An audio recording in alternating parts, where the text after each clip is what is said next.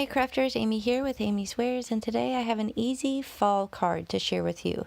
Now this is a brand spanking new stencil. It's called Layered Oak Sprigs, and it's really cool because even though it's layered, it's only in one piece. Here's a photo of the finished card to show you the direction that we're headed, but this came together in a snap, and it'd be a great option if you're looking to batch some easy yet pretty fall or autumn cards to send out to your friends and loved ones. So here I'm lining up the main portion, which is the oak leaves and the cute little acorns.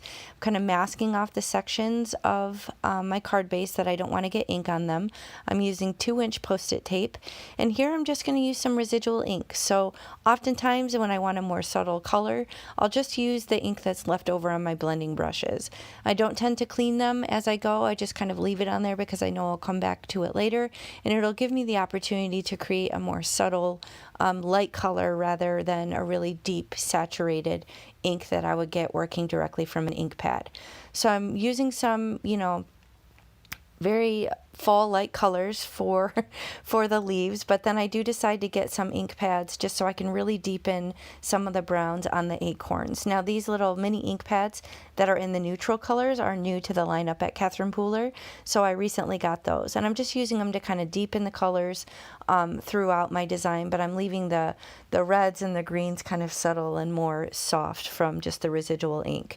So that's going to finish the ink portion, or the first layer ink portion, and now I'm just going to line up the cute little veins for the leaves and the little highlights for the acorns that you can find on the lower portion of the stencil. So this is a really cool option. Often with the layered stencils you'll have to have 2 separate pieces or multiple separate pieces, but this was a really clever design, just doing it all directly on a 6x9 piece of Mylar. So here, instead of ink blending, I'm just using my white gel pen just to kind of utilize these openings and draw these highlights right on the little acorns just to give them a little bit of shine. I'm just going to deepen it a little bit and fill in those openings just to give it a nice even white highlight on the little shiny bits of the body of the acorn.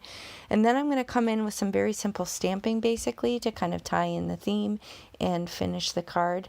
But this ink pen was not cooperating the most. I don't know if you've worked with gel pens before, but sometimes they clog up and they don't want to cooperate. So here I have a Catherine Pooler stamp. If it's still available, I will link it in the video description box below, but I'm just going to use a nice happy fall y'all sort of sentiment in this open space in the top right of my card.